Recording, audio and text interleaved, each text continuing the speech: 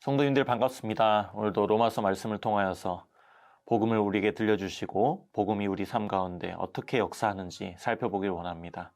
오늘 함께 말씀 보면서 큰 은혜 주시기를 바랍니다.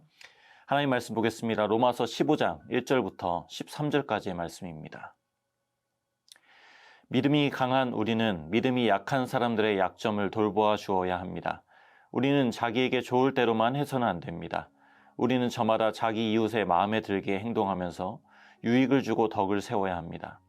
그리스도께서도 자기에게 좋을 대로만 하지 않으셨습니다. 성경에 기록하기를 주님을 비방하는 자들의 비방이 내게 떨어졌다 한 것과 같습니다.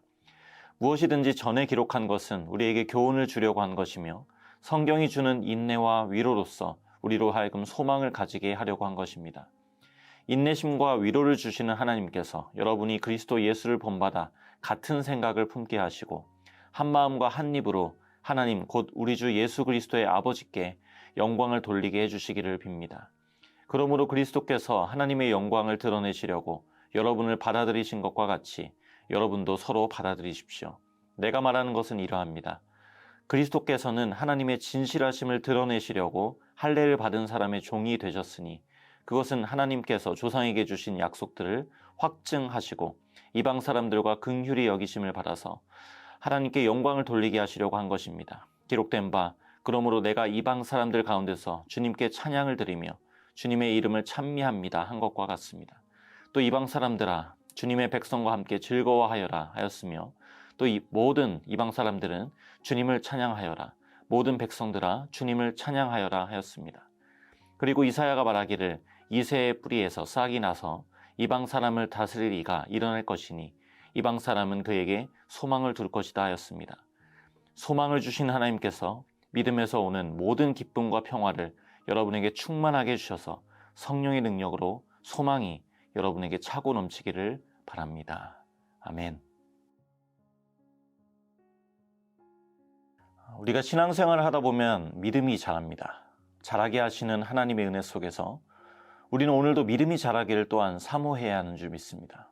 자, 그렇다면 믿음이 자랐다는 것은 무엇입니까? 자랐다면 하나님께서 우리의 믿음이 자라게 하신 그 이유와 목적이 무엇인가를 오늘 본문이 말씀합니다. 자, 먼저 1절입니다. 믿음이 강한 우리는 믿음이 약한 사람들의 약점을 돌보아 주어야 합니다. 자, 강함과 약함은 상대적인 것이죠. 스스로 난 믿음이 강해 라고 생각하는 사람이 있다면 그렇게 판단하는 기준이 있을 것입니다. 첫 번째 기준은 그것이 내 과거일 수 있습니다. 내 과거에 비해 내 믿음이 자란 것 같다 라고 생각할 수 있죠. 두 번째 기준은 주변의 사람일 수 있습니다. 저 사람보다는 내 믿음이 나은 것 같아. 말하자면 바울은 후자를 염두에 두고 말씀하는 겁니다. 바울은 로마서 2장에서 남을 판단하는 문제도 다루었습니다. 믿음이 강한 사람은 약한 사람을 판단하며 상대적인 우월감을 가질 수 있습니다. 나는 하나님이 주신 믿음 속에서 이것도 되고 이런 것도 알고 이렇게도 하게 되는데 저 사람은 저것을 모르네? 저 사람은 안 되네. 그럴 때 우리는 이웃을 사랑할 대상이 아니라 나 자신을 기쁘게 하기 위한 존재로 인식하게 됩니다. 그래서 바울은 2절에 말하죠. 우리는 자기 이웃의 마음에 들게 행동합시다. 개역개정에서는 우리 각 사람이 이웃을 기쁘게 하되 나 자신을 기쁘게 하기 위해 이웃을 이용하는 것이 아니라 이웃을 기쁘게 하는 방향이 우리의 믿음이 사용될 방향이라는 것이죠. 무엇보다 우리 주님이 그렇게 사셨습니다. 3절에 그리스도께서도 자기의 좋을 대로만 하지 않으셨습니다. 성경이 기록하기를 주님을 비방하는 자들의 비방이 내게 떨어졌다 함과 같습니다. 자, 예수님도 이 땅에서 사실 때 자신을 기쁘게 하지 않으셨다는 거예요. 여러분, 예수님이야말로 이 땅에 오셔서 죄를 드러내시고 심판하시고 그냥 가시면 되는 건 아닙니까? 근데 사람들이 죄인들을 비방하고 세리들을 비방할 때 주님은 그들과 함께 식탁의 교제를 나누셨어요. 결국 어떻게 되셨습니까? 함께 그들과 비방을 받게 되셨어요. 여러분, 비방받는 것 좋아하는 사람은 없죠. 비방받는 일 저도 싫습니다.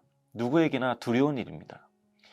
이 마음이 발전되다 보면 때로는 해를 당하는 사람과 함께 하기보다는 비방받기를 피하기도 하고 그래서 피하기 위해서 비방하는 자리 그 해를 당하는 사람을 함께 비방하는 그런 자리에 내가 서 있기도 합니다. 그 속에는 나를 기쁘게 하고 싶은 마음이 작용하는 거죠. 근데 우리 주님은 자신을 기쁘게 하려고 이 땅에 오지 않으셨습니다. 그분은 우리를 이용하지 않으셨어요. 우리를 사랑하러 오셨습니다. 빌립보서 2장 4절에 말씀합니다. 각각 자기 일을 돌볼 뿐더러 또한 각각 다른 사람들의 일을 돌보아 나의 기쁨을 충만하게 하라. 자, 우리는 어떻게 이웃을 기쁘게 할 수 있을까요? 어떻게 우리의 믿음을 사용해야 할까요? 두 가지만 기억했으면 좋겠습니다. 첫 번째는 인내하며 위로하는 것입니다. 4절입니다. 무엇이든지 전에 기록한 것은 우리에게 교훈을 주려고 한 것이며 성경이 주는 인내와 위로로서 우리로 하여금 소망을 가지게 하려고 한 것입니다. 자, 여기 성경은 인내와 위로를 함께 전해주고 있죠. 5절에도 하나님은 인내와 위로를 주시는 하나님이라고 하십니다. 우리가 신앙생활을 하면서 인내만 배우게 되면 마음에 쉼이 없습니다. 그 신앙생활은 고돼요. 반대로 위로만 배우게 되면 연단으로 나아가지 못합니다. 그래서 바울이 로마서 앞에 말씀에서 그랬죠. 환난은 인내를, 인내는 연단을, 연단은 소망을 낳는다고 했습니다. 하나님이 그렇고 또 성경이 그렇게 말씀하고 있기 때문에 교회도요. 위로만 주는 것이 아니라 인내도 주고 인내만 주는 것이 아니라 위로도 함께 주어야 되지 않습니까? 자, 그렇다면 교회된 우리 역시 나아가야 할 방향 똑같다는 것이죠. 이웃을 기쁘게 하려면 어떻게 해야 됩니까?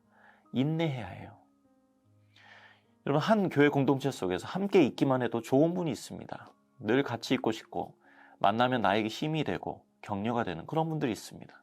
반면에 함께 있으면 불편한 분도 있을 수 있습니다. 그래서 힘이 들어가는 그런 분이 있을 수 있습니다. 그때 우리는 인내하게 되죠. 중요한 것은 인내할 수 있는 자원이 무엇인가? 내 힘은 한계가 있습니다. 그 자원은 우리에게 대하여 끝까지 인내하신 분, 바로 예수 그리스도십니다. 내가 주 안에서 인내하다 보면 나를 향해 끝까지 인내하셨던 그 주님이 떠오르게 됩니다. 그 주님이 얼마나 큰 사랑과 은혜로 나를 붙드셨을지, 지금도 포기하지 않으시는지 생각할 때 우린 그분의 사랑을 배우게 되고요. 내가 인내하는 그 과정 속에서 오히려 주님을 통해 위로를 받습니다. 내가 이런 사랑을 받고 있구나. 나에 대해 이렇게까지 주님은 인내하시는구나. 사람은 경험하지 못한 것을 줄 수 없다고 하죠. 내가 그 위로를 경험했기에 누군가에게 내가 경험한 주님의 위로를 전해주게 되는 것이죠. 주님의 인내와 위로가 먼저 우리에게 들어오고 흘러 넘쳐서 결국 우리 이웃에게 그렇게 나아가기를 간절히 소원합니다. 두 번째로 종이 되어서 서로를 받으라고 하십니다. 7절과 8절 우리 함께 보겠습니다. 그러므로 그리스도께서 하나님의 영광을 드러내시려고 여러분을 받아들이신 것과 같이 여러분도 서로 받아들이십시오. 내가 말하는 것은 이러합니다. 그리스도께서는 하나님의 진실하심을 드러내시려고 할례를 받은 사람의 종이 되셨다 말씀합니다. 주님은 단순히 내가 이렇게 본을 보였으니 너희도 마땅히 이렇게 순종해야 해 라고 하지 않으세요.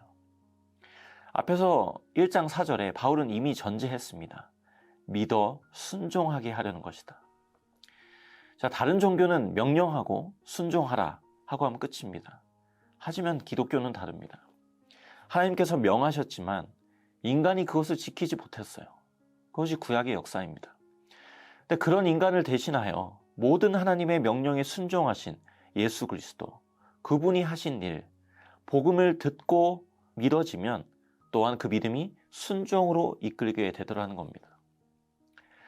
바울은 서로를 받으라고 하기 전에 주께서 여러분을 받으셨다고 말씀해요. 이웃의 종이 되라고 명령하기 전에 친히 종이 되셨다고, 우리 주님이 그 종의 자리에 가셨다고 말씀을 합니다. 할례를 받은 사람의 종, 즉 자신을 죽인 유대인의 종이 되기까지 하셨고 이방인들의 종이 되셨습니다. 왜요? 우리를 기쁘게 하시기 위해서요. 우린 주님께서 하신 일을 통해서 기쁨을 누립니다. 그 기쁨, 그 은혜에 대한 감사로 나아갈 때만이 우리는 이웃의 종이 되어진다는 것이죠. 서로를 받을 수 있게 된다는 것입니다. 이것이 믿어 순종하게 된다는 의미죠. 과거에 한 성도님이 관계 문제로 상담해 오셨을 때 제게 하셨던 그 말, 그 탄식이 잊혀지지 않습니다. 목사님, 사랑하고 싶은 마음이 없는데 어떻게 사랑합니까? 네, 맞습니다. 우리의 힘으로는 사랑할 수 없습니다. 우리의 힘으로는 스스로 사랑하고자 하는 마음이 생길 수 없습니다. 그렇기 때문에 더더욱 사랑받을 조건이 하나 없는 그런 나를 사랑하신 그 주님의 사랑 속에 잠기는 것이죠. 그 주님의 복음을 음미하고 묵상해 보는 것입니다. 그때만이 그분의 사랑 속에서 우리도 사랑할 수 있고 이웃의 종이 될 수 있고 서로를 바를 수 있는 힘이 생깁니다. 해야 해서 하는 순종, must가 아니라 하고 싶은 순종, want가 되는 것이죠. 순종의 근거가 내가 아니라 주님이 되는, 믿어 순종하게 되는 그런 역사이죠. 자, 그렇게 될 때 주님만이 우리의 삶과 우리 모든 것의 근간이 되시고 반석이 되시는, 그래서 주님 안에 하나 되는 이런 교회가 세워진다고 말씀합니다. 우리 마지막으로 5절과 6절을 읽습니다. 인내심과 위로를 주시는 하나님께서 여러분이 그리스도 예수를 본받아 같은 생각을 품게 하시고 한 마음과 한 입으로 하나님 곧 우리 주 예수 그리스도의 아버지께 영광을 돌리게 해주시기를 바랍니다. 아멘. 주님이 주신 믿음으로 이웃을 기쁘게 하며 한 마음과 한 입으로 주님을 예배하는 저와 여러분 될 수 있기를 주님의 이름으로 간절히 소원합니다. 함께 기도하겠습니다. 하나님 아버지, 감사합니다. 하나님께 사랑받을 자격 하나 없는 저희들을 사랑하여 주시고 이 땅에서 자신을 위해 살지 않으시고 우리를 위하여, 이웃을 위하여 원수되었던 그런 자들을 향하여 그렇게 기쁨이 되어 주시려고 그렇게 살아주신 그 주님의 놀라운 복음을 다시 한번 묵상해 봅니다. 하나님, 우리에게는 사랑할 수 있는 힘이 없습니다. 우리는 종이 될 수 없고 우리는 서로를 받을 수 있는 힘도 없고 인내할 수 있는 힘도, 위로할 수 있는 힘도 없습니다. 이 모든 것을 가능케 하시는 그 주님의 복음을 통하여서 오늘도 믿어 순종하게 되는, 그래서 나 자신을 기쁘게 하기 위하여 살아가는 삶이 아니라 주님을 기쁘시게 하고 이웃을 기쁘게 하는데 우리의 믿음의 모든 방향이 향할 수 있도록 주님 역사하여 주시옵소서.